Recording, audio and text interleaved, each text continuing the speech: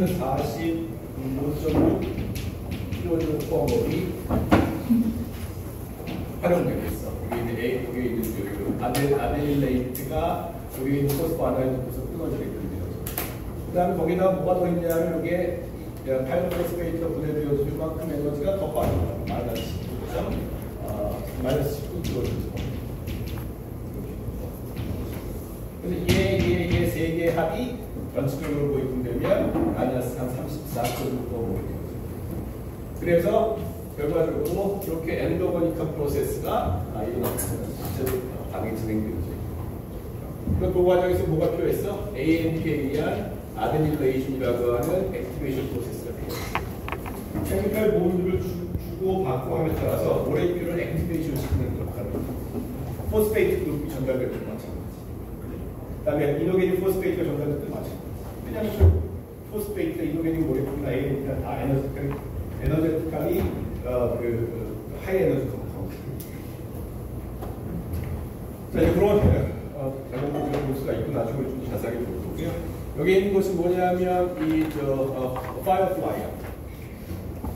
단비급이라고 하는 거지. 요 파이어플라이 같은 경우에도 요 케미칼 에너지가 아주 흥미롭게 사용해요. 여기서는 케미칼 에너지인 ATP가 라이트 에너지로 바뀌는 거예요. 몰랐죠. 보통 솔라 에너지가 들어와서 포토신테틱한 플랜트 같은 경우에 그걸 케미칼 에너지로 바뀌는 거였잖아. 여기 같은 경우에는 케미칼 에너지 ATP를 이용해서 라이트를 만드는 거지. 또한 에너지 트랜스덕션 프로세스가 있다는 거죠. 이 과정을 잘 고입되어지면 어떤 일이 발생하는 거냐면 이게 여기 봐봐. 루시페린이 루시퍼레이즈 엔자임 액티브 사이트에 일어나고 있는 프로세스야. 루시페린이라고 하는 이 케미칼이 ATP에 의해서 아데닐레이션, 그래서 어떻게 된다? 액티베이션. 그런 다음에 O2가 들어오면서 여기 있는 반응에 여기 CO2가 빠져나오고 AMP가 빠져나오는 옥시데이션 프로세스가 발생됩니다. 그 옥시데이션 프로세스에 의해서 여기에 있었던 에너자이즈 되어져 있는 본드가 라이트로 바뀌어서 빠져나옵니다. 그냥 그 테스트 튜브에서 이런 반응이 일어나는 게 아니야. 어디서 일어나냐면 반드시 루시퍼레이즈라고 하는 엔자임의 액티브 사이트에 일어나는 게 아니야. 하지만 놀라운 건 뭐냐면 케미칼 에너지, 액티베이션 된 케미칼 에너지 어떻게 액티베이션 돼서 아데닐레이션에 의해서 액티베이션 됩니다. ATP에 있는 에너지가 이렇게 모레큘로 전달되어지는 거지. 그게 분해되어지면서 라이트가 방출되어집니다. 그래서 케미칼 에너지가 라이트로 바뀌는 수도 있는 프로세스가 있다. 그걸 통해서도 뭘 할 수 있냐면 ATP라고 하는 모레큘 안에 에너지가 있다는 있다. 그리고 그 에너지는 다른 모레큘로 어떻게 전달되냐? 케미칼 본드의 형태로 전달되어집니다. 여기 있는 RNA가 합성되어지는 RNA 일롱게이션 프로세스도 마찬가지야. 뉴클레오타이드가 우리 GTP와 같이 여기 세 개의 포스페이트 그룹을 가지고 있는 뉴클레오타이드야. 얘가 RNA가 일롱게이션 되어지는 과정에 여기 파이로포스페이트가 빠져나오게끔 되어지고 파이로포스페이트가 분해되어지면서 에너지를 포함합니다. 뉴클레오타이드, 트라이포스페이트의 뉴클레오타이드 역시 여기에 있는 포스포아나이드 본드를 이용해가지고 이런 합성이라고 하는 엔도거니컬 프로세스를 진행시킵니다. 그래서 다 ATP나 이런 뉴클레오타이드 에너지가 굉장히 소중한 그런 컴파운드고 그로부터 에너지는 다른 컴파운드로 케미칼 본드를 통해서 전달될 수 있다. 자, 이제 그 다음에 ATP가 사용되어지는 부분을 보면 이게 지금 모레큘 트랜스포트에도 이 ATP가 사용되는 걸 우리가 알 수가 있지. 근데 우리가 지난 시간에 배웠던 내용이야. 이게 뭐냐면 물질의 멤브레인 사이에 두 물질의 트랜스포트 프로세스가 심플 디퓨전, 포시티브 디퓨전, 액티브 트랜스포트 이런 것들을 구분되어지는 거지. 그와 같은 심플 디퓨전도 포시티브 디퓨전은 농도가 높은 곳에서 낮은 곳으로 물질이 이동되어지는 현상을 이야기하는 거고, 액티브 트랜스포트는 반대야. 농도가 낮은 데서부터 높은 데 쪽으로 물질이 이동하는 거죠. 그러려면 모레큘이 한 쪽으로 축적되어지니까 그러려면 때문에 에너지가 필요하다. 다 기본적으로 농도가 높은 데서 낮은 쪽으로 가려는 게 멸혈학적으로 피저블한 프로세스인데 그 역효하는 프로세스가 진행되어지면 되는 경우가 에너지가 필요하다. 그래서 그 에너지를 활용하는 방법에 따라서 프라이머리 그 액티브 트랜스포트가 있고 세컨더리 액티브 트랜스포트가 있습니다. 그래서 이제 우리가 얘기하는 것은 ATP가 활용되어지는 액티브 트랜스포트는 프라이머리 액티브 트랜스포트, 세컨더리 액티브 트랜스포트는 뭐냐면 어떤 다른 모레큘의 농도 차이에 의한 퍼시스트 디퓨전으로 커플링 되어져서 낮은 농도에서도 높은 농도 쪽으로 낮은 높은 쪽으로 모레큘이 이동되어지는 그 어떤 물질의 컨센트레이션 그레디언트가 커플링돼서 물질을 이동시켜서 물질의 어큐뮬레이션을 유도시키는 경우에는 그 세컨더리 트랜스포트. 프라이머리 액티브 트랜스포트는 ATP를 이용해가지고 물질을 이동시키고 그래서 이제 한쪽으로 특정한 물질을 어큐뮬레이션 시켜주는 축적시켜주는 효과를 보여주는 시스템이야. 그래서 이러한 시스템에서 어떤 일이 발생하는 거냐면 이만큼의 델타 T는 RT 노드 C2O C1 C2가 C1보다 C1에서부터 C2로 넘어가 C1에서부터 C2로 물질 솔리드가 이동되어져 C2 쪽이 농도가 축적되어집니다. 이만큼의 트랜스포가 될 때 어떤 물질이 C1에서부터 C2로 트랜스포 될 때 이만큼의 에너지가 되죠. 근데 만약에 그 물질이 차지를 가지고 있다고 치면 이게 농도 그레디언트를 역행해서 그 트랜스포트가 될 때 필요한 에너지와 함께 그 물질이 차지를 가지고 있으면 차지가 한쪽으로 치우치게 됩니다. 그럼 거기에 무슨 일이 발생하냐면 한 멤브레인 사이에 두고 차지의 그 뭐랄까 한쪽의 폴라라이제이션 현상이 발생합니다. 그래서 차지를 가지고 있을 때는 얼마만큼 에너지가 더 추가적으로 필요하냐면 그래서 이게 일반 그 엘렉트릭한 워크이 필요해요. 이건 케미칼 워크이 필요해요. 이 두 개의 합에 의해서 합을 통해 가지고 물질이 이동합니다. 그래서 예를 들어서 프로톤이 낮은 농도에서 높은 농도 쪽으로 이동되어 가려고 치면 펌핑이 되어지려고 치면 그러면 이만큼 에너지가 필요하기 때문에 영구에 의하면 되면 프로톤이 한쪽으로 농도가 치우쳐져 있습니다. 만피끔 되어지면 여기가 이렇게 이동되어질 때 이만큼 에너지가 필요하다는 것은 영구에 되어지면 프로톤의 그레디언트 형성되어지면 거기에 이만큼 에너지가 축적됩니다. 맞지? 그래서 우리가 어떻게 표현하냐면 concentration gradient는 델타 H로 표현합니다. 여기에 있는 electric potential은 델타 Psi입니다. 그래서 이건 뭐냐면 요만큼의 힘이 프로톤이 걸려있다. 높은 농도에서 낮은 농도로 바뀌고 있어요. 뭐냐면 그 다음에 이걸 다른 말로 뭐냐면 프로톤 모티브 포스. 그 모티브 포스가 이제 나중에 이야기하겠지만 ATP가 합성하는 데 이용되고 있는 F5와 F1 ATPA가 작동되어지면 그 프로톤 모티브 포스를 이용해가지고 프로톤이 여기 있는 구멍을 따라서 이동되어집니다. 그러면 그 에너지가 이 엔자임의 컨포메이션을 변화시켜주면서 ATP를 합성하는 거죠. 이 프로세스다. 자, 이제 그러한 그 프로세스야. 그래서 이 지금 얘기하는 ATP라고 하는 것이 이런 케미칼 지금 얘기하는 어떤 케미칼 본들을 통해서 에너지를 전달시켜주고 하지만 그와 같은 그 멤브레인 사이드 형성되어져 있는 어떤 물질의 그레디언트를 활용해서 ATP가 형성되기도 해요. 그 두 가지를 계속하고 있는 거야. 하나가 서브스트레이트 레벨 포스포리레이션, 하나가 지금 옥시데이티브 포스포리레이션.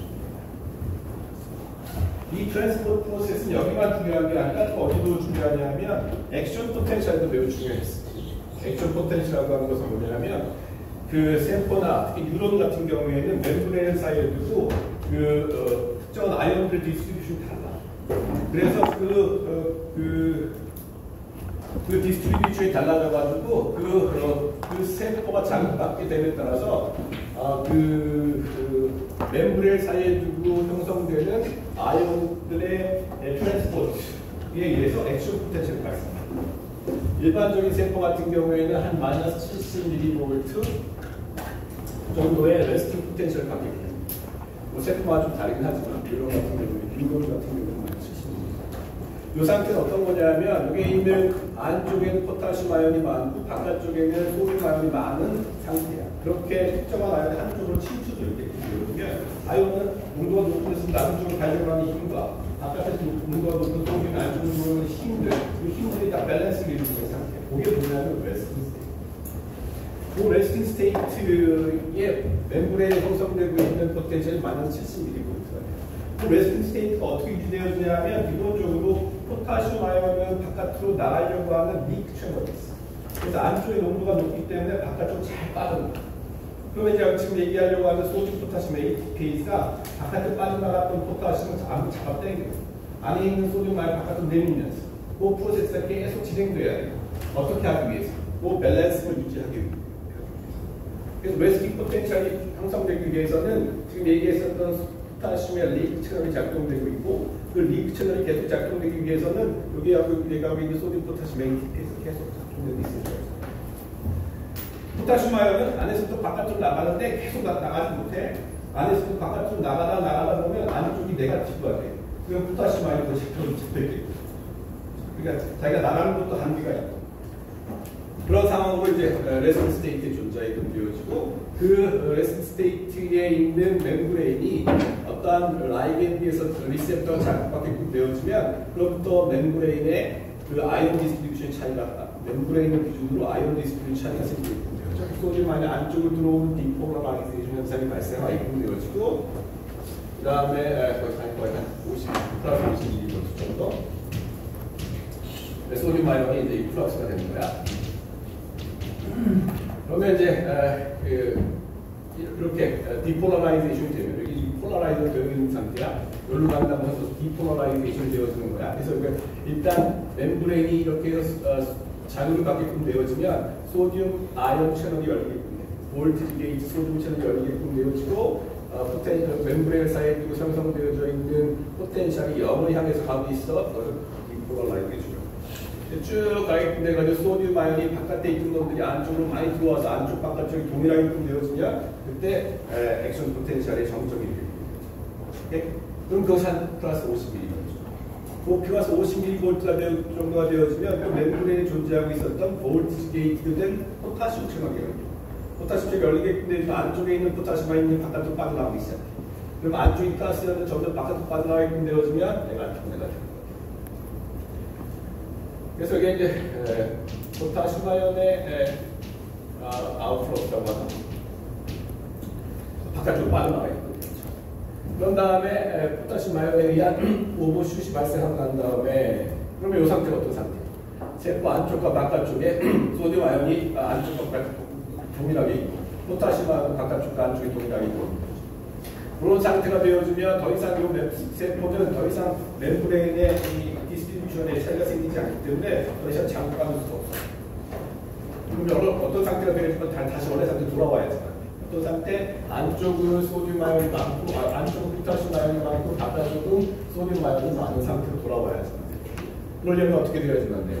안쪽에 있었던 소듐 아연이 바깥쪽으로 퍼내야지만 되고 그 다음에 바깥에 있었던 포타슘 아연이 안쪽에 집어넣어야지. 그런 식으로. 이걸 유지하게끔 하기 위해서. 그때 뭐가 필요하냐면 소듐 포타슘 ATPAS가 필요해요. 그 소듐 포타슘 ATPAS가 뭐를 이용하냐면 ATP를 이용해가지고 물질의 그레디언트를 말해요. 이걸 반드시 ATP라고 하는 에너지를 이용해가지고 특정한 아이온의 아이온 디스트리뷰션을 유도하는 거예요. 그런 프로세스가 진행되어집니다. 자, 이제 그 프로세스에 어느 만큼의 에너지가 이동되냐면, 우리 지난번에 얘기했던 것처럼, 뇌가 사용하는, 우리가 호흡하는 산소의 5분의 1 정도, 20%를 뇌가 사용해요. 그리고 그 20%의 산소에 의한 있어. 산소 혹시 포스포리레이션 사용되는 산소로부터 만들어진 ATP의 40%가 여기에 있는 거예요. 그래서 얘를 다시 원래 상태로 돌리게끔 하는 그런 레스팅 스테이트로 도달하게끔 할 때 소듐 포타슘 ATP가 작동되어지는데 거기에 ATP가 활용돼요. 그래서 ATP라고 하는 케미컬 에너지가 모레큘의 그 포스포리드 그룹 트랜스포 아니면 AMP 아데니레이트 트랜스포에 에너지를 전달시키기도 하지만 이런 식으로 펌프를 통해서 에너지를 아이온들의 그 멤브레인 사이에 형성되는 디스트리뷰션 차로 변환되는 걸 수 있어요. 그만큼 이제 ATP가 여러 가지 목적에 활용되고 있는 것을 확인할 수 있습니다. 그래서 뭐 참고로 그래서 볼티지 게이트 소듐 채널이 열리게끔 되어지고 그 다음에 포타슘 채널이 열려가지고 다시 리폴라라이제이션 되어지고 그 다음에 그때의 액션 포텐셜이 인식해가지고 칼슘 채널이 열리게끔 되어지고 칼슘 채널이 열리면 여기 있는 베스클에 있는 칼슘 디펜던트한 프로테인들이 활성화가 되어져서 플라즈마 멤브레인과 여기 있는 베스클이 퓨전이 일어나게끔 되어지고 그 결과 베스클 안에 있는 뉴로트랜스미터가 분비되어져 나오고 그 뉴로트랜스미터가 포스트액팅 뉴런에 있는 리셉터와 결합하고 그 리셉터가 아이온 채널이고 다시 또 다른 사이클에 액션 포텐셜이 전달되게 됩니다. 그래서 이게 다 병동이었냐. 자, 그 다음에 또 ATP 활용되어지는 예로는 뭐냐면 머슬 컨트랙션을 볼 수가 있어요. 머슬의 경우를 보면 이게 이제 마이오파이브린의 한 유닛을 이야기해요. 마이오파이브린의 그 컨트랙타일 유닛이 있어. 그 컨트랙타일 유닛이 뭐냐면 사토미오라고 하는 사토미오라고 하는 컨트랙타일 유닛이 어떻게 생겼냐면 여기 봐. 이게 그 동글동글한 거로 이루어져 있는 액틴 필라멘트하고 그 다음에 마이오신으로 결합 이루어져 있는 틱 필라멘트가 존재해요. 그래서 이걸 잘 보이기도 액틴 필라멘트하고 마이오신에 의한 틱 필라멘트가 서로 요 부분에서 오버랩되어지는 부분에서 연결되어져 있어요. 거기에 ATP가 오게끔 되어지면 ATP가 마이오신 헤드와 결합되어져 가지고 액틴 필라멘트에서 분리되어지고 ADP와 PI로 가스분해되어지면서 마이오신 헤드의 컨포메이션이 바뀌게끔 되어지고 그 다음에 PI가 빠져나온 ADP가 있는 상태로 액틴 필라멘트가 다른 곳을 가서 잡고 그 다음에 ADP가 방출되어지면서 컨포메이션이 원래 상태로 돌아오게 됩니다. 그러니까 마이오신이 어떻게 된 거냐면 액틴 필라멘트를 잡아가지고 안쪽으로 밀어놓는 거예요. 밀어놓는 거.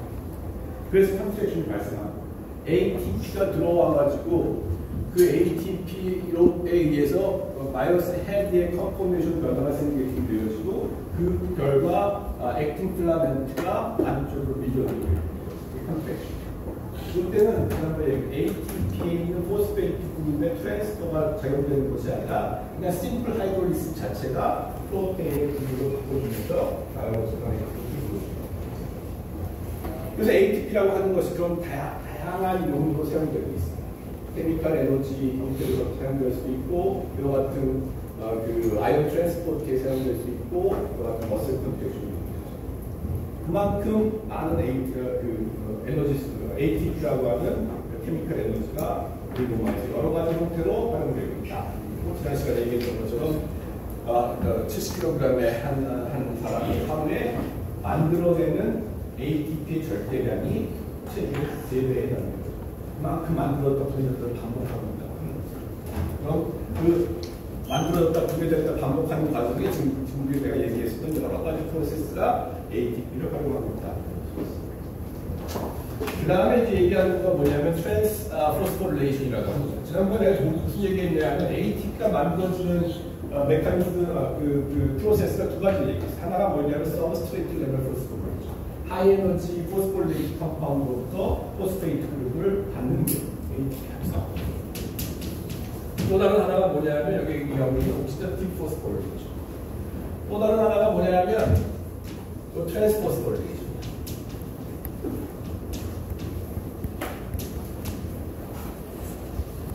트랜스포스포릴레이션. 어떻게 되는 거냐면 여기 봐. ATP가 ADP로 가면서 그 포스페이트 그룹이 이 엔자임에 의해서 다른 뉴클레오사이드 다이포스페이트를 트라이포스페이트로 만들어주게 돼요. 이런 식으로 가기도 하고, 이거 다른 거고. 예를 들어 이런 거지. ADP와 트랜스포스포레이션의 첫 번째 예가 뭐냐면 이렇게 이런 식으로 ATP로부터 포스페이트 급이 다른 뉴클레오타이드 다이포스페이트 쪽으로 전달시켜주는 과정. 또 다른 건 뭐냐면 이런 것도 있겠지. ADP와 ADP가 트랜스포스포레이션을 시켜가지고 ATP와 AMP를 만들어요. 포스포레이션이라고 얘기해. 그래서 아데니네이트 카이네이즈라고 하는 엔자임이 제공하고 있는 거예요. 그 다음에 이 반응은 사실은 이게 델타 G 다트 프라임이 0에 가까웁니다. 그래서 이렇게 가는 반응이나 안으로 가는 반응은 뭐가 지배하냐면 얘의 농도와 얘의 농도가 지배합니다. 얘의 농도와 얘의 농도가 지배합니다. 그래서 레디 리버스라고 봐.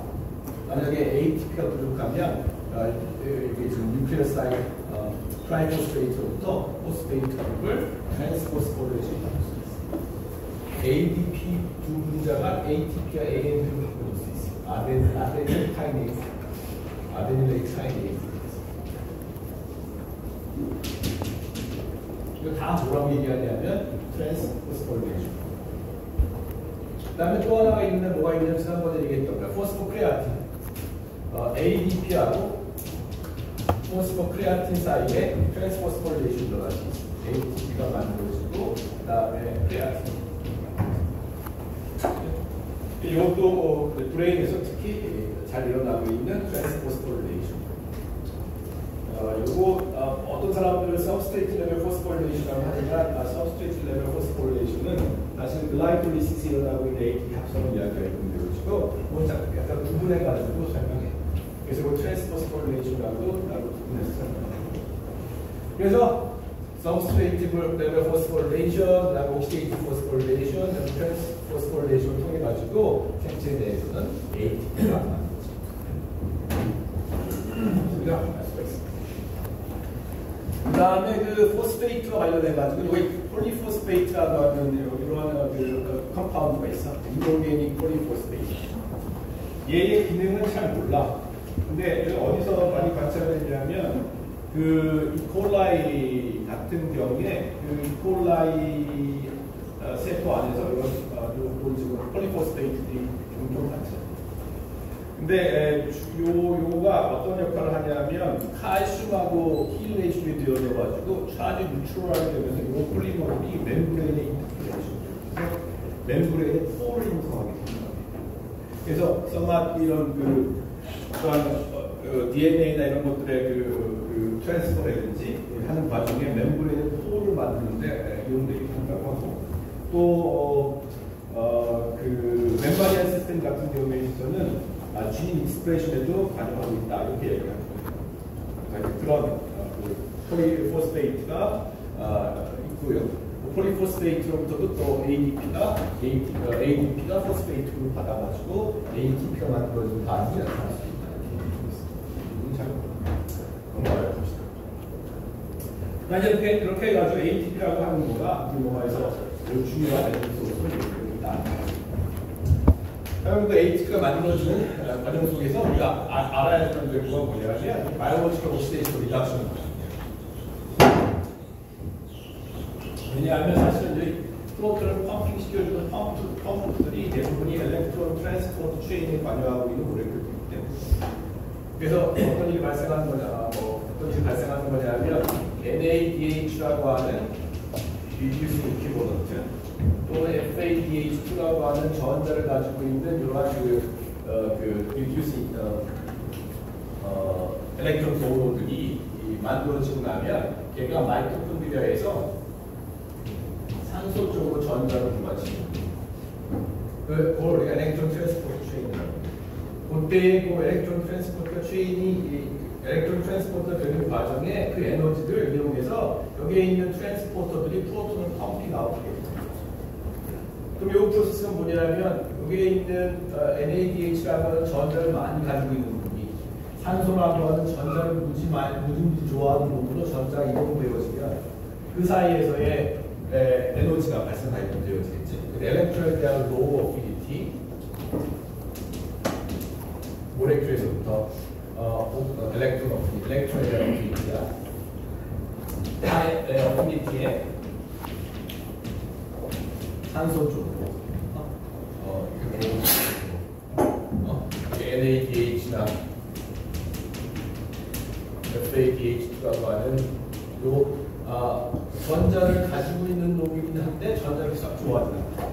그래서 산소가 있게끔 되어지면 그쪽으로 전자를 내줄 수밖에 없어. 왜냐하면 에너지가 스테빌라이제이션 프로세스. 그만큼의 에너지가 워크를 이용해요. 여기서 워크가 어떻게 이용됐어? 프로톤을 펌프 아웃 시켜주는데 이용됐어. 그 결과 프로톤의 그레디언트가 많아요. 그래서 이 과정이 일어나기 위해서는 뭘 알아야 되냐면 엘렉트론이 이동되는 프로세스를 이해해야지. 그래서 그걸 이해하기 위해서 우리가 뭘 하냐면 바이올로지컬 옥시데이션 리덕션 리액션에 대한 얘기를 좀 해줘요. 자, 그래서 이제 엘렉트론은 어떻게 어떤 일을 하냐면 리듀스 컴파운드에서부터 옥시다이즈 컴파운드 쪽으로 엘렉트론이 이동돼요. 전자는 엘렉트론의 어피니티가 낮은 놈에서부터 높은 놈으로 전자들이 이동하게끔 되고 있어요. 그게 안정화되어지는 프로세스가 볼 수 있지. 그래서 글루코즈로부터 산소 쪽으로 전자들이 이동하게끔 되어지고 마이토콘드리아에서는 NADH부터 산소 쪽으로 전자가 이동되어지고. 왜요? 얘하고 얘의 산소에 대한 어피니티를 조절해 주면 산소에 대한 어피니티가 좋고. 그만큼의 웍이 발생하게끔 되어진다. 그 웍을 우리가 뭐라고 부르냐면 엘렉트로모티브 포스.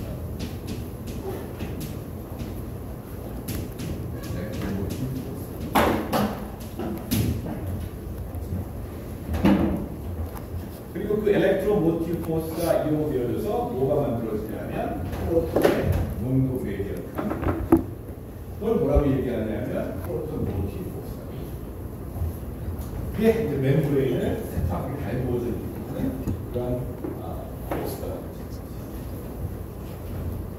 자, 그래서 이제 그 얘기하는 거예요. 엘렉트론이 로우 어피니티 컴파운드로부터 하이 어피니티 컴파운드 또는 모레큘 쪽으로 이동되어져 갑니다. 그때 에너지가 방출되어지죠. 근데 그걸 우리가 엘렉트론 모티브 포스라고 하고 그 포스를 웍으로 이용합니다. 그것이 마이토콘드리아에서는 프로톤 그레디언트로 만들어지고. 자, 이제 그러면 옥시데이션 리덕션 반응이 어떤 것입니까? 먼저 뭐 아는 거지만 이렇게 옥시데이션 리덕션 반응에 한번 보자.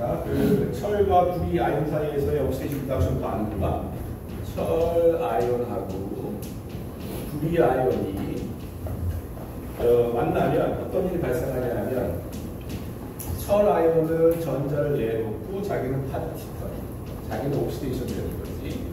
구리는 그 전자를 받아서 자기는 리덕션이 돼. 그래서 얘는 리덕션이 돼요. 얘는 옥시데이션이 되어져. 그러니까 무슨 얘기냐면 옥시데이션이 되어지면 전자가 빠져나오고 그 전자가 어디로 가? 커퍼 쪽으로 가 있는 거예요. 왜? 왜 그렇게 가? 철과 구리가 가지고 있는 전자에 대한 친화도가 다릅니다. 그 철과 구리가 가지고 있는 그 전자에 대한 친화도가 다르기 때문에 친화도가 다른 것보다 붙여놓게끔 되어지면 당연히 전자를 좋아하는 쪽으로 전자 이동되어서 갈 수밖에 없어요. 그만큼 에너지가 발생합니다. 그래서 이러한 지금 리듀스 되어 있고 옥시다이즈 되어 있고 옥시데이션 또 리덕션이 되어지는 페어를 우리가 컨주게이트 웨동스 페어라고. 그래서 웨동스 페어 간에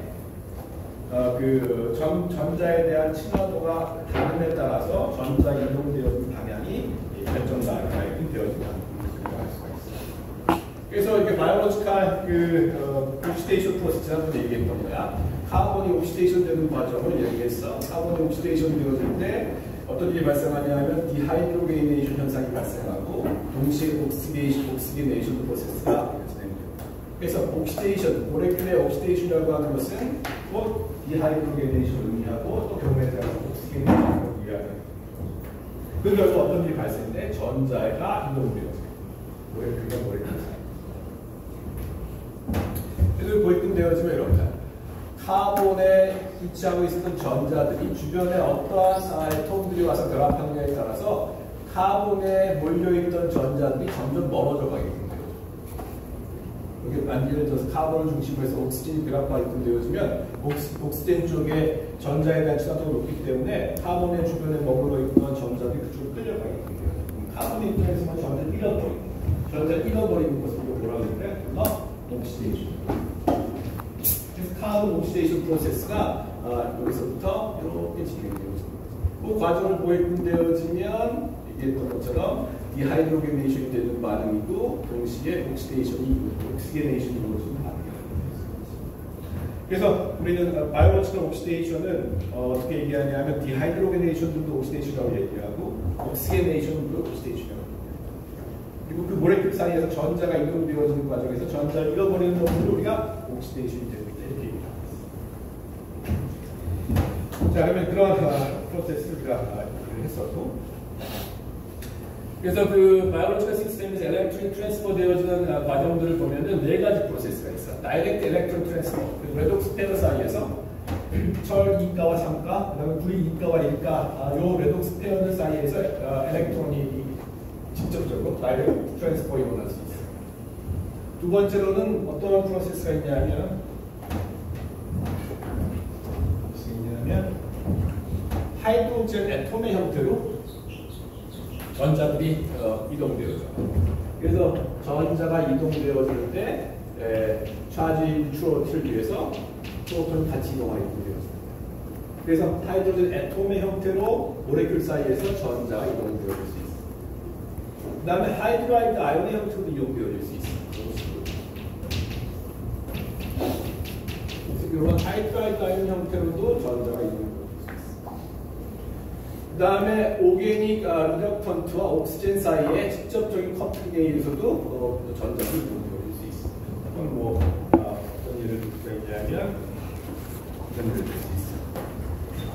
CH3하고 그 다음에 옥시젠하고 가능하면 CHOH. 그래서 이러한 얘가 엘렉트론 도너고 얘가 엘렉트론 억셉터예요. 그 결과 알코올이 만들어질 수 있어. 그래서 이게 오게닉 리덕턴트와 옥시건 사이에서의 커플링에 의해서도 지금 얘기하는 엘렉트론 트랜스퍼가 이루어질 수가 있어요. 그러한 4가지 프로세스가 우리가 지금 공부한 바이오케미스트리에서 전자가 운반되어지고 트랜스퍼 되어지는데 확인할 수 있는 방법입니다. 그런 그 결과 그 전자들을 그냥 전자가 그냥 물속에서 왔다 갔다 할 수가 없으니까 그 전자들이 간에 어떤 형태로든 간에 전달되어야지만 되는데 그때 전자하고를 머금고 있는 그러한 모레큘들을 우리가 reducing equivalence라고 합니다. 전자인데 주변에 없으니까 좋은 놈이 개통되면 쉽게 전자를 내놓을 수 있는 오브젝트. 전자라고 얘기하면 되겠지. 근데 얘가 물속에 있을 수 없으니까 이러한 형태로 전자 운반되게 됩니다. 이걸 reducing equivalent라고 합니다. 대표적으로 NaDH나 FADH2를 얘기할 수 있습니다. 그래서 전자가 산소적으로 운반되어지는 것을 확인해 볼 수가 있습니다. 그러면 산소에 대한 어피니티, 그래서 이제 이 바이올로지컬 시스템에서는 어떻게 그 전자들이 이동되고 있어? 예를 들어서 이동되어지면 락테이트로부터 파이루베이트로 그 세컨더리 알코올이 키톤으로 바뀌는 거야. 프라이머리 알코올이 옥시데이션 되어지면 알디하이드가 되는 거고, 세컨더리 알코올이 옥시데이션 되면 키톤이 되어지는 거야. 옥시데이션 되어지니까 전자가 빠져나왔어. 전자가 빠져나오고 있고 되었는데 차지가 네가티브니까 그 뉴트럴티를 맞추기 위해서 두 개의 프로톤도 같이 빠져나오게 되는데. 그래서 그런 형태로 빠져나와. 그리고 반대로 파이루베이트에서부터 락테이트 리덕션 되어질 때는 전자가 들어오게끔 되어지는 그러한 반응이 진행되어지는 프로세스고, 그러한 프로세스의 디하이드로게네이스가 존재해서 그 반응을 가속화시켜주게 됩니다. 그때 전자가 빠져나올 때 이렇게 빠져나와. 두 개의 전자가 빠져나올 때 하이드라이드의 형태로 빠져나와. 프로톤. 그게 이제 바이올로지컬 디하이드로게네이션 그 과정에서의 특징이라고 할 수 있습니다. 특히 NADH로 전자가 빠져나올 때는 이런 식으로 하이드라이드라는 형태로 빠져나옵니다. FADH2 같은 경우에는 이렇게 하이드로젠 애톰이 형태로 만들어내는 거죠. 나중에. 자, 그럼 이제 그 모레큘들의 전자에 대한 친화도를 우리가 어떻게 이해할 것인가? 여기에 대해서 이 이야기하는 셀을 가지고 한번 이야기해 보겠습니다. 어떠한 레독스 페어 사이에서의 레독스 페어들 간에 전자에 대한 친화도를 파악하는 방법으로 사용하는 게 지금 여기에 있는 요 셀 시스템을 이용해요. 그래서 왼쪽에 그 레퍼런스로 뭘 이용하냐면 하이드로젠 레퍼런스 엘렉트로드를 만들어요. 어떻게 생긴 거냐면 이렇게 생긴 거야. H 플러스 전자가 2분의 1 H2 gas at pH 0 pH 0인 상태의 하이드로젠 아이온과 모레큘러 하이드로젠 사이에 반쪽관계, 중간계. 이렇게 만들려고 치면 이게 스탠다드 조건이야. 스탠다드 조건이라고 하는 건 뭐냐면 얘도 1몰라 있어야 되고 얘도 1몰라 있어야지만 되는데 가스네. 그러니까 이게 뭐냐면 1애톰이거든요. 그래서 이러한 조건으로 셀을 만들어.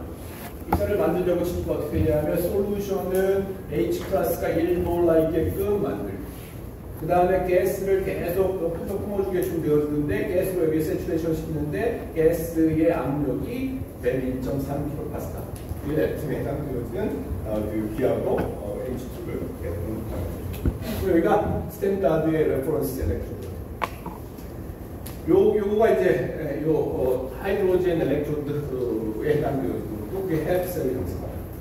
그리고 이제 여기 오른쪽에다가 이거 똑같은 셀을 만들어 놓게끔 되면 둘 사이에 엘렉트론의 이동이 이루어질 수가 없어. 양쪽이 또 똑같은 시스템이니까. 그러니까 그때에는 그 리덕션 포텐셜을 우리가 뭐라고 얘기하냐면 이 낫을 0.005로 딱 조정해. 그런 다음에 여기는 항상 요 하이드로젠의 헤프 셀을 갖다가 만들어 놓고 요 오른쪽에다가는 다른 레독스 페어들을 집어넣는 거예요. 그러면 그 레독스 페어하고 하이드로젠 엘렉트로드 사이에서의 전자의 친화도에 따라서 여기서부터 전자가 오른쪽으로 이동되는 경우도 있고 반대로 이쪽에 있는 레독스 페어로부터 하이드로젠 전자가 이동되어 들어올 수도 있어요. 그에 따라서 여기서 표시하고 있는 리덕션 포텐셜의 변화가 생깁니다. 그래서 이 리덕션 포텐셜이 0보다 크면 하이드로젠 엘렉트로드보다 어피니티가 전자에 대한 어피니티가 좋은 겁니다.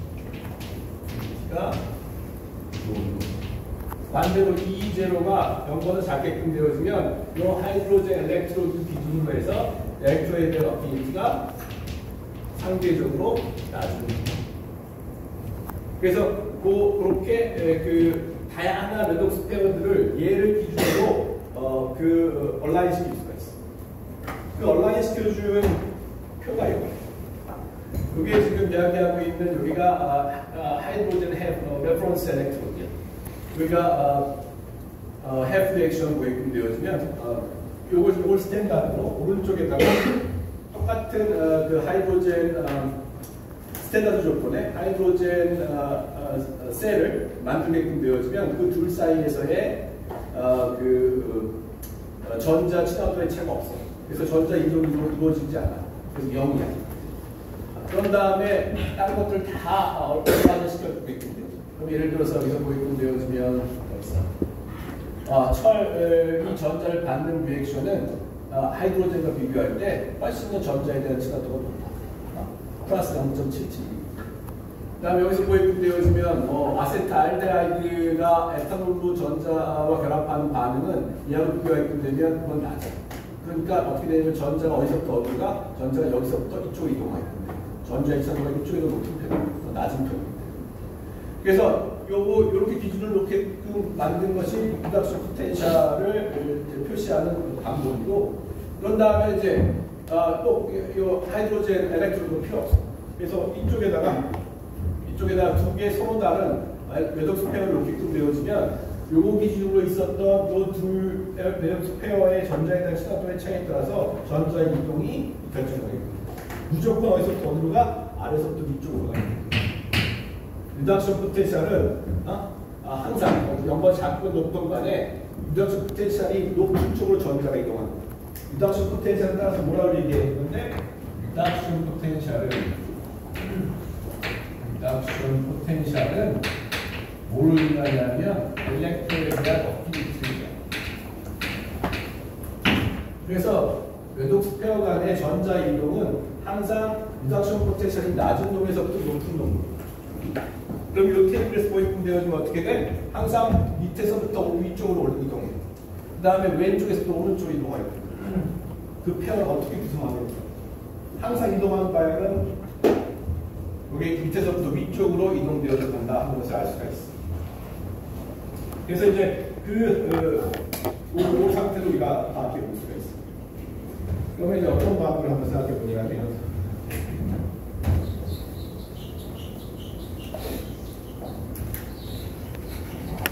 두 개의 반응이 있어요.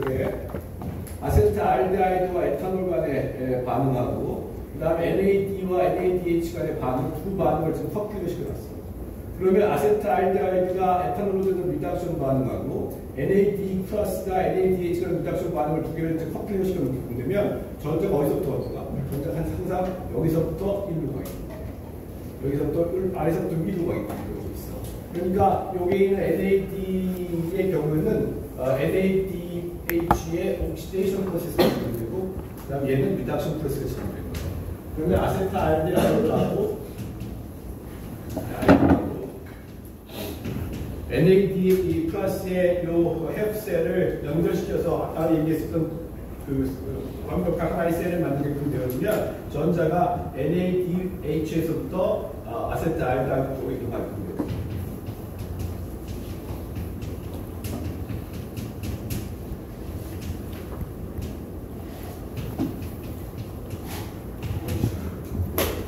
전자가 얘는 이렇게 가서 자기는 리덕션 돼요.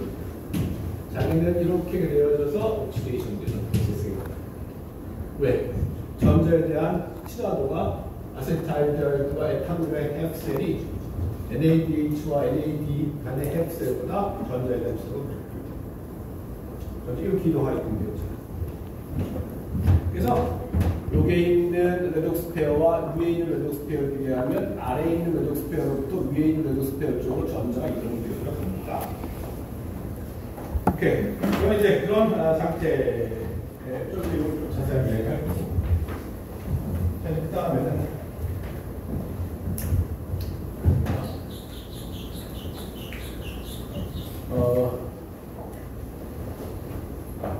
그다음에 이제 그 리덕션 포텐셜을 지금 이거 뭐냐? 스탠다드 조건에서 리덕션 포텐셜이 있어. 그래서 그럼 액추얼 조건에서 리덕션 포텐셜을 통해 가지고 우리는 뭘 할 수가 있냐면 그 리덕션 포텐셜의 차로부터 웍을 디파인할 수 있어요. 지금. 그렇죠. 델타 E로부터 우리는 델타 G 닷 프라임, 델타 E 닷 프라임으로부터 델타 E 닷 프라임을 우리가 디파인할 수 있습니다. 이걸 알려고 치면 웨독스 페어 1이야. 걔의 액추얼 리덕션 포텐셜은 E 닷 플러스 NF NF분의 RT 로그 엘렉트론 도너 네 엘렉트론 억셉터로 억셉터의 레이쇼로 요 스탠다드 리덕션 포텐셜과 액추얼 리덕션 포텐셜을 내 관계를 우리가 설정하고 있어. 이걸 우리가 뭐라고 그러냐면 러스트 이퀘이션이라고.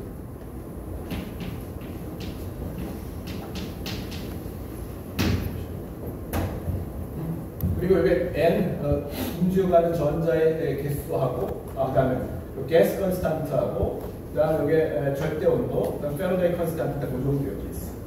그러니까 구동되어 있는 전자의 개수에만 차이가 있는 거야.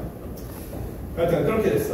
그다음에 이제 E2는 또 마찬가지. E2도 E1 닷 또 E2 닷 플러스 이게 얼마냐면 N분의 요 RT 오버 F를 갖다 계산하게 되어지면 0.026이 되어지는데 여기에 일렉트론 번호 일렉트론 요 둘 사이에 그 E2-E1이 있다고 치자. 얘가 델타 E라고 치면 걔는 요 식으로부터 파악할 수 있어요. 델타 E 다트 플러스 뭐가 되는 거냐면 N F R T 로그 포션 그리고 이제 포션트가 K 이퀄리브리움으로 바뀌어질 수 있어. 두 레독스 페어가 반응이 진행돼서 전자가 양쪽으로 하나는 리덕션, 하나는 옥시데이션 돼서 진행되었다고 치면 이퀄리브리움 상태의 요인이 되었다. 그러면 그때의 이퀄리브리움 상태의 요인이 되어지면 그때의 델타 E가 될 거야. 그러면 그 델타 E가 제로가 되어지면 그때의 뭐로 할 수 있는 델타 E 닷은 마이너스 NF RT 로그 K 이퀄리브리움으로 이퀄할 수 있어. 여기 거의 많이 봤네. 델타 G 닷은 마이너스 RT 로그 K 이퀄리브리움인데 그럼 이걸 갖다가 여기다 대입하게끔 되어지면 뭐가 돼? 델타 E 닷 드라이브는 NF분의 델타 G 닷 드라이브. 그러니까 델타 E 닷 드라이브 equals NF 마이너스 마이너스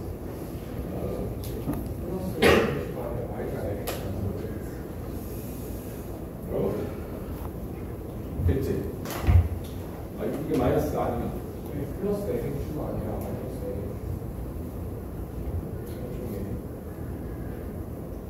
어디가 까먹고 있어?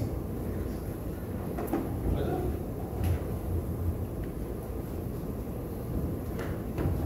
여기 내려주면 여기 마이너스 FQ 마이너스 FQ가 플러스 Q? 마이너스라고?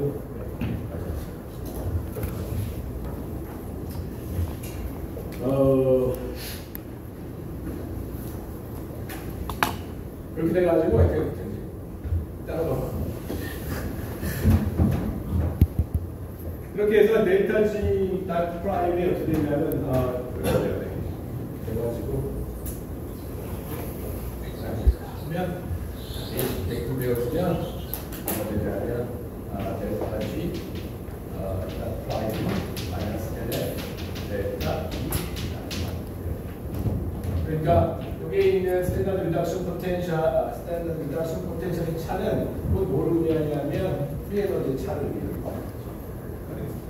그럼 이것도 똑같이 액추얼 프리 에너지, 액추얼 리덕션 포텐셜의 디퍼런스도 액추얼 프리 에너지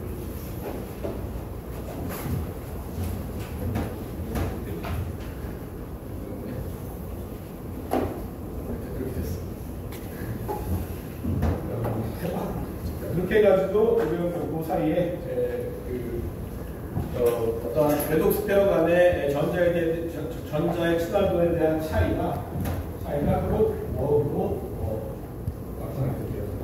그럼 요것을 뭘 할 수가 있냐면 요걸 통해 가지고 델타 G 닷 프라임으로 우리가 계산할 수 있습니다. 그건 N도 알고 F도 알아. 전자가 몇 개 있는데 두 개가 이동되어 F도 알고 델타 E 닷 프라임 얼마일까? 아세트알데히드 에탄올의 리덕션 포텐셜하고 NAD 플러스와 NADH의 리덕션 포텐셜을 비교합니다. 이거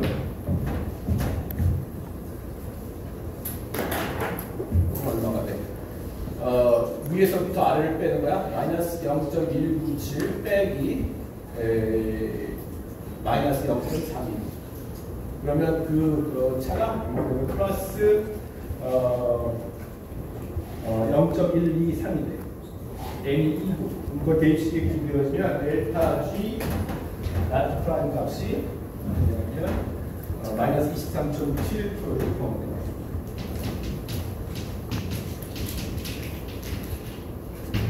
이건 어떤 조건이야? 스탠다드 조건에서 이야기해요. 다 1몰라, 1몰라, 1몰라, 1몰라 있을 때. 그럼 액츄얼 컨디션에서 어떻게 되죠? 예를 들어서 얘가 1몰라 있고, 얘 1몰라 있고, 그 다음에 얘 1몰라 있고, 얘 0.1몰라 있고, 얘 0.1몰라가 있다고 그 경우에는 얼마만큼의 델타 G가 만들어지죠? 그렇게 해서.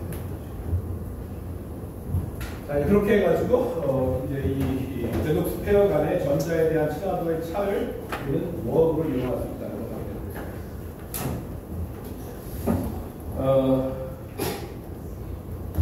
자, 그렇게 다음에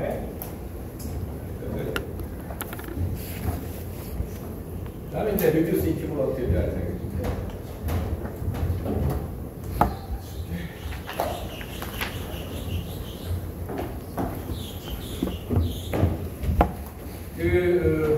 이제 NAD 또는 NADPH를 이야기하려고. 요 NAD나 NADH는 어디에 활용되는 거냐면 전자 전달계에서 엘렉트론 도움을 이용되는 거야. 그래서 글루코스가 산소와 C6H6O6야. 산소하고 반응해서 완전히 다 산화가 되어지게 되면 6개의 CO2와 6개의 물 분자가 만들어지게 됩니다. 이때의 델타 G 다트 프라임이 얼마냐면 마이너스 2840 킬로줄 폼.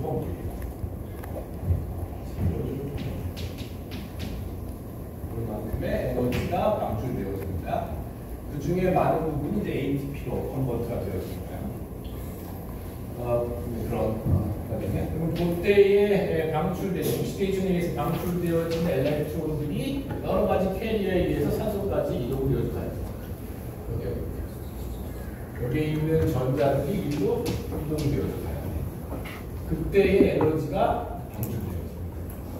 그러면 이때 전자들이 어떠한 캐리어를 이용하냐면 굉장히 다양한 캐리어들을 이용해요. 수용성인 캐리어들도 있고 지용성인 캐리어들도 있어요.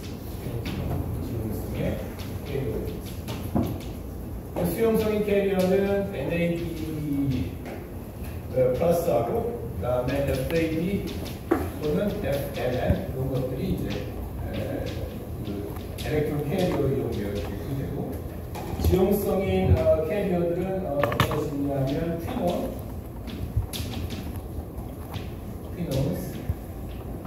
또는 아이언 설포 센터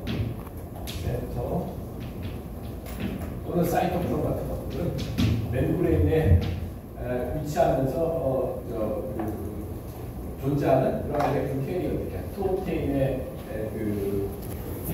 프로세틱 그룹으로 존재하거나 또는 리피드 멤브레인 노바이틱, 다 있는 지용성인 엘렉트론 캐리어들이고 수용성인 엘렉트론 캐리어가 이 두 가지가 있습니다. 이 두 가지를 먼저 이야기해 보려고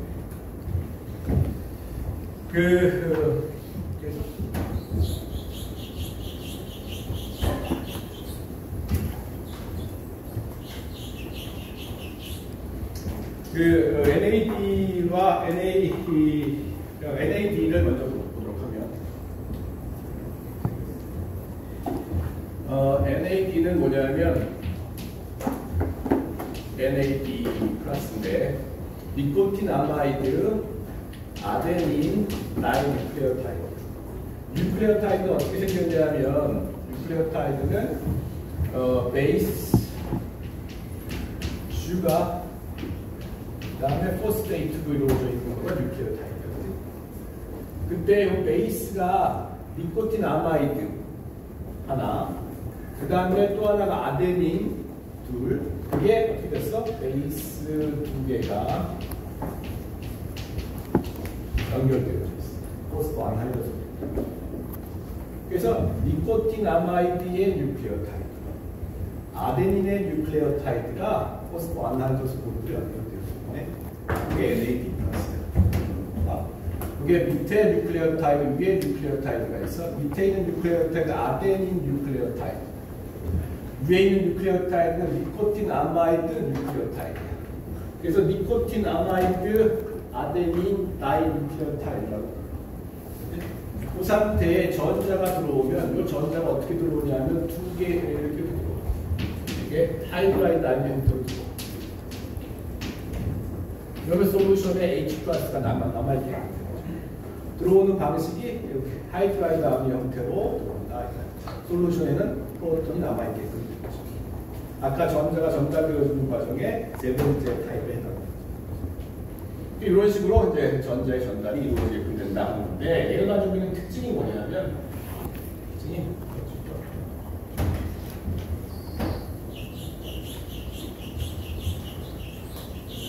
세포에서의 특징이 뭐냐면 세포 내에 NAD하고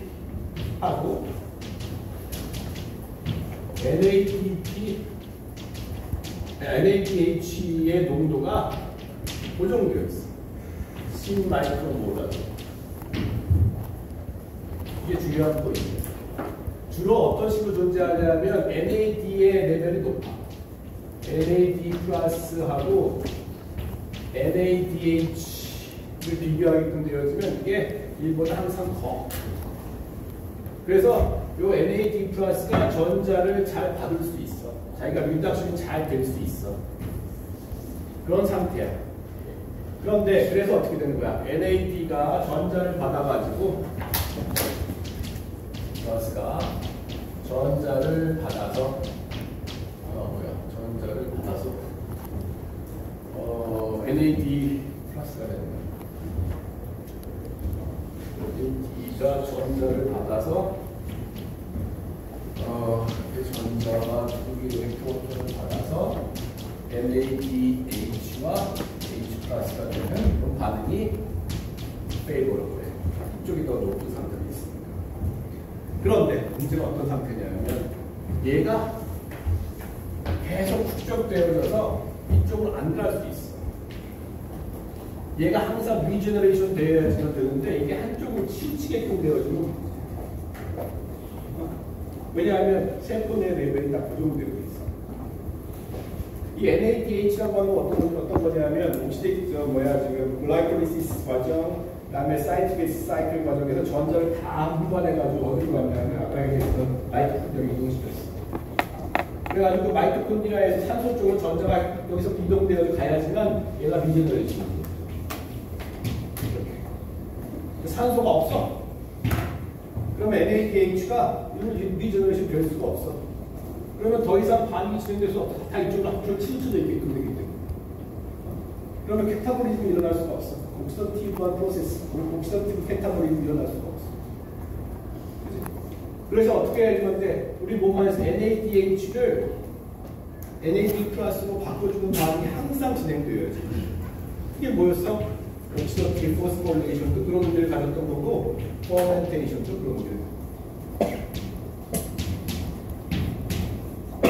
그래서 세포 내에서 NAD 플러스가 항상 NADH보다 높게 유지하도록 만들려고 하는 노력이 필요합니다.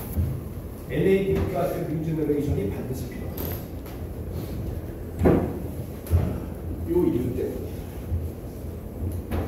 그래서 이제 보통 이렇게 이런 그 자기 자신의 그 리덕션 반응이 진행되어지게끔 되고, 따라서 이 반응은 어디 이용되고 있냐면 옥시데이션 반응과 커플링되어 있습니다. 그래서 캐타보릭 옥시데이션 반응과 커플링 되어져 있는 거가 이 반응의 특징입니다. 캐타보릭 옥시데이션 될 때 전자를 운반시켜주는 놈이 얘네들. 또 하나가 있는데 여기 보면 뭐가 있냐면 NADP라고 하는 게 있어요. NADP라고 하는 거는 여기 봐봐. 이게 뭐냐? 여기에 있는 밑에 있는 아데닌 뉴클레오타이드의 슈가의 두 번째 포지션이 포스포레이션 되어 있으면 그걸 NADP라고 해요. 이 NADP는 마찬가지야. 이게 또 NADP 플러스하고 NADP NADPH의 농도가 얘도 세포 내에 거의 고정되어 있어요. 1마이크로몰. 근데 보통 어떤 상태로 존재하냐면 얘가 더 높아. 그래서 NADP 플러스하고 NADPH의 레벨을 비교하기 때문에 얘가 1보다 작아. 그래서 얘 레벨이 높아. 그러니까 얘 레벨이 높아. 그래서 어떤 일이 주로 반응이 일어나게 되냐면 이런 반응이 일어나게 됩니다. 그러면 어떤 일이 발생하는 거죠? NADP H 플러스에서부터 전자가 빠져나와서 NADP 플러스에다가 두 개의 전자와 그다음에 두 개의 H 플러스가 빠져나오는 이 반응. 전자가 빠져나오는 반응이니까 얘는 옥시데이션 반응이 됩니다. 옥시데이션 반응이 되어지니까 요거 커플링 되어지는 스텝이 뭐냐 하면 리덕션 프로세스, 에나볼릭 리덕션 프로세스에 이용되어져요. 무슨 얘기냐면 물질이 합성될 때도 전자가 주고받고 해야 돼요. 그때의 전자를 주는 놈이 뭐냐면 얘예요. 물질이 분해될 때의 전자를 받는 놈은 두 가지 두 종류의 리듀스 이퀴버런트가 전자의 캐리어를 이용됩니다. 하나는 메타볼리즘, 하나는 에너지스. 다 전자를 운반식 전자를 이용하는 프로세스이기 때문에 엘렉트론 캐리어들이 필요합니다. 그런 두 가지 종류의 리듀스 이퀴버런트가 종류가 있고 아까 에너지 메타볼리즘과 에너지즘이 이용되고 있습니다. 확인해 보겠습니다. 그리고 재미있는 건 뭐야? 재밌다기보다 흥미로운 건 뭐냐면 이렇게 NAD 플러스가 리덕션 되었을 때하고 옥시데이션 되어지게 되면 이게 흑광도의 차가 발생하는 영역이 있어. 340나노미터에서 NADH가 리덕션 될 때는 빛을 흡수하고 NAD 플러스로 옥시데이션 되어지게 NAD 플러스로 옥시데이션 되어지게 되면 그 340나노미터에서 앱소버스가 떨어지게 됩니다. 이걸 가지고 뭘 이용할 수 있냐면 NADH로부터 전자가 빠져나갔다. NADH 플러스로 전자가 이동되어 들어왔다를 우리가 실험적으로 팔로우하겠습니다. 앱소버스를 이용해서 특정한 웨이브랭스의 앱소버스를 이용했습니다. 다음에 그래서 이제 그러한 그 NAD의 그 포유를 코엔자임을 그 엘렉트론 캐리어를 이용하는 다양한 디하이드로제네이즈, 옥시데이션을 발생하는 엔자임을 존재합니다. 근데 이 NAD와 디하이드로제네이즈의 반응을 보이되어지면 특징이 뭐냐면 저 바인딩 리버스. 저게 지금 여기 코엔자임이 요의 디하이드로제네이즈와 결합할 때는 리버스블한 바인딩에 의해서 엘렉트론 캐리어가 그러니까 디하이드로제네이즈에 NAD가 들어가서 들락하면 전자를 이동시킬 수가 있습니다. 디퓨저들의 리버스 바인딩을 한다는 거죠. 그래서 그게 다양한 여기 있는 이러한 NAD 플러스 NADH가 굉장히 많은 종류의 디하이드로제네이즈에 들락날락거리면서 전자를 이동시키고 있다는 거죠. 그리고 그 바인딩 사이트를 보이되어지면 그 디하이드로제네이즈 NAD가 플러스에 결합하는 사이트에 이런 두 가지의 이런 그 모티프가 두 개가 이렇게 구성하고 있어요. 이 모티프를 뭐라고 하냐면 로스만 모티프 뭐라고 하냐면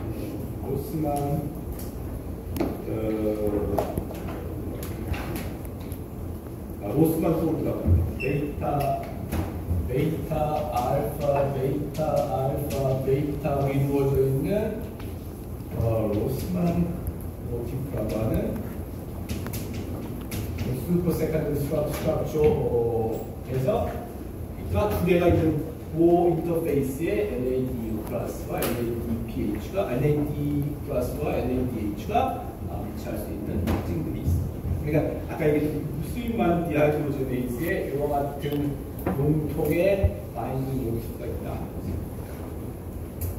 그 니코틴 아마이드는 트립토판에서부터 유도되어지는 그런 구조물이야. 트립토판이 나이아신을 거쳐가지고 니코틴 아마이드로 변형되어지는 구조를 갖게 되고, 걔가 NAD나 NADP에 들어가게 됩니다.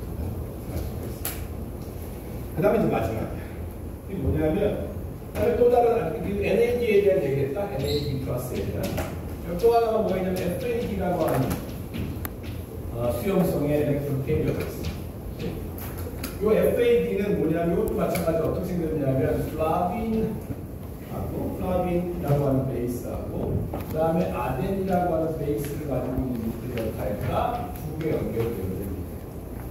그래서 보면 플라빈을 보면 여기 플라빈이 그 베이스로 있는 이게 좀 리니어라이즈 되어 있지만 이거 슈가야. 포스트.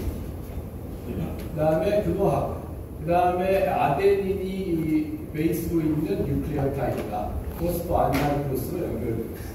그건 FA. 그 다음에 어떤 경우에는 이게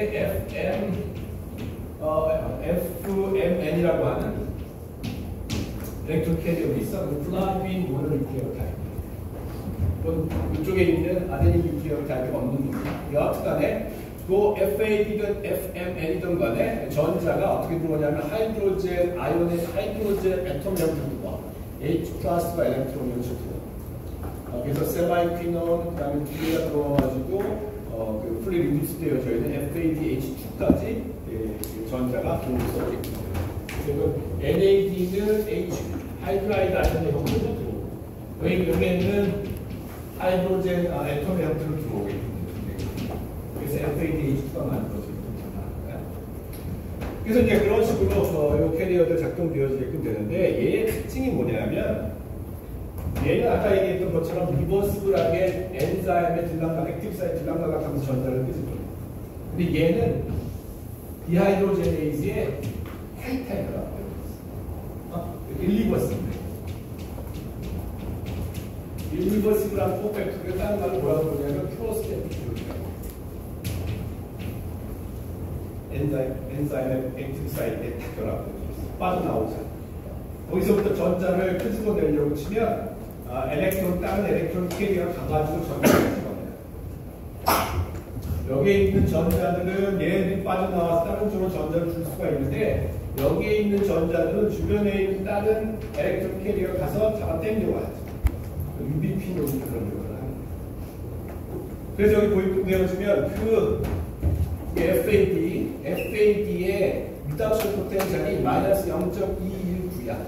이건 뭐냐면 FAD가 솔루션의 상태에 존재할 때의 리덕션 포텐셜. 전자에 대한 시간. 근데 그거는 얘는 항상 어떻게 존재하냐면 엔자임의 액티브 사이트에 이렇게 딱 고정되어져 있는 형태로 존재하게끔 되기 때문에 요 값하고는 굉장한 큰 차이를 줍니다. 왜냐하면 얘의 전자에 대한 시각은 뭐이기 때문에 디하이드로제네이즈의 구조에 있고 그래서 요 값하고는 좀 차이가 있다는 이야기를 여기서 표시하고 있어요. 비슷한 마크로 표시해줬죠. 그래서 그 두 종류의 리버시블한 리듀스 이퀴벌런트 AD와 일리버시블한 리듀스 이퀴벌런트 FAD에 의해서 전자들이 전달되고 있습니다. 이 수용성의 전자집을 이야기하는 거예요. 나머지는 옥시드 포스포레이션 이야기가 좀 자세하게 이야기합니다. 자, 그래서 FAD를 이용하고 있는 디하이드로제네이즈의 종류를 몇 가지 볼 수가 있고요. 그 내용을 다 종합해서 이제 성을 그래서 오늘